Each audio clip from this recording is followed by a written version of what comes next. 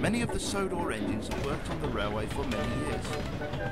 Toby the tram engine hasn't worked on the line as long as Thomas or Edward, but if you heard the people of Sodor speak, they will tell you that Toby works as if he had been on the railway even longer than Edward. One morning, Toby was waiting at the big station for the all-clear back to the branch line. James was at the next platform with a stopping passenger train. "Did you hear there's a new museum opening up soon?" he asked. "Yes, I heard about it," answered Toby. "The Fat Controller was telling me about it last night." "Well, from what I know, the Fat Controller is going to place some old relics in that museum. Like, old tram engines, for example." "Don't be silly, James. The Fat Controller would never place a really useful engine like me in a museum. Just like he would never scrap an engine. Remember what happened with Percy?"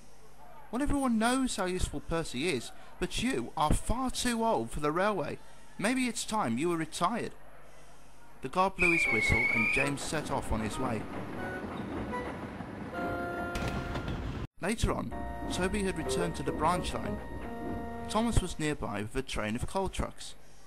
Toby told Thomas all James had said. "That James will say anything, won't he? There's no way the Fat Controller would want to place you inside a museum, Toby." "I know that, Thomas," he said happily. "I know he wouldn't do that. That's one of the many reasons he brought me from my old line." "Well, that, and he wanted no more trouble from the police."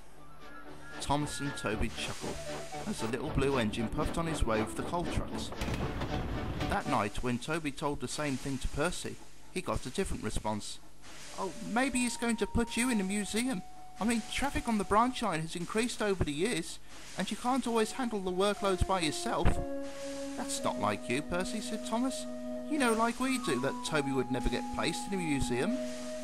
But you have to admit that it is something to think about, unless Toby can prove himself." "Toby has proved himself many times before, like when he helped Gordon up the hill, or how about when he helped Farmer McCall with his newborn lambs?" "Okay, that's enough, you two," said Toby. "We don't need you two starting another feud like you did many years ago." Both engines agreed, but Percy was still worried that Toby would get stuck in a museum, unless he did work twice as hard as any other engine on the line. The next morning, he had come up with a plan. "Come on, Percy," said his driver. "We need to collect the flour from the mill." "I'm sorry," said Percy, trying to sound like he's sick. "I'm not feeling well right now." "In that case," said the fireman, "we'll need to see with the station master and see if there's any other engine available. Then we'll deal with you, Percy." So the fireman called the station master at Farquhar and informed him that Percy wasn't feeling well at the moment. "Well, there is Toby. I could send him." So while Percy's crew continued to look over Percy, Toby went off to the flour mill. There were more trucks there, and Toby had to make several trips.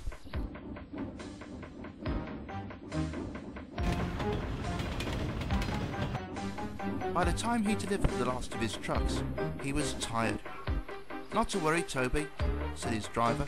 "All you need is a rest, then we'll refill your tanks and be on our way." "That's good," sighed Toby as they headed off down the line. Percy continued his little game for the rest of the morning, so Toby was asked to do some of Percy's other jobs. He was so busy with Percy's other jobs that he was almost late to the quarry. It took a while, but at last Toby finished with minutes to spare. "Whew," he gasped. "I never worked this hard before." "Couldn't be helped, Toby. Still, you did a good job today," smiled his driver. "It's no wonder the Fat Controller calls you a really useful steam tramp." At that moment, the Fat Controller arrived. Suddenly, Toby felt himself moving. His driver tried to stop him, but it did no good. The brakes are gone. There was more trouble further ahead. There was a huge boulder lying on the tracks. Toby ran into the boulder with a huge thud. "Bust my cowcatchers," he cried. "Oh, I think you have," groaned the driver. He was right. Toby's cowcatcher was broken, and so were his back wheels. They just hung in the air. The Fat Controller ran over to him. "Are you all right, Toby?" "I think so, just a little battered, but I'm okay." "I can't understand how that could have happened," said the driver. "The brakes were just fine a while ago. I guess the strain on those trains must have taken their toll." "Speaking of which," said the Fat Controller, "Percy was not ill this morning." "He wasn't?" asked Toby. "He wasn't. And when I went to speak to him, he told me why.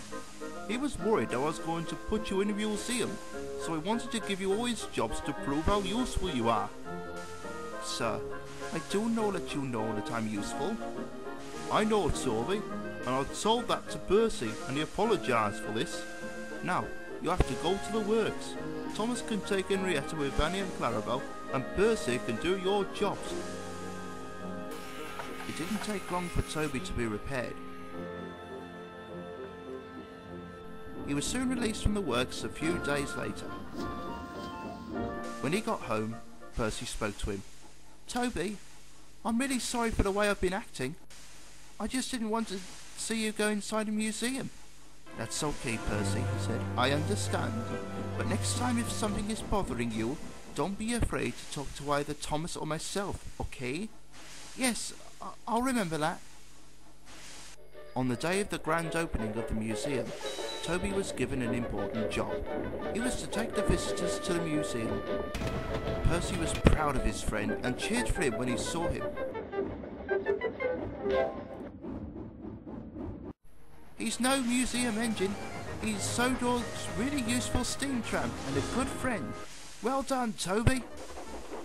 Toby could only smile.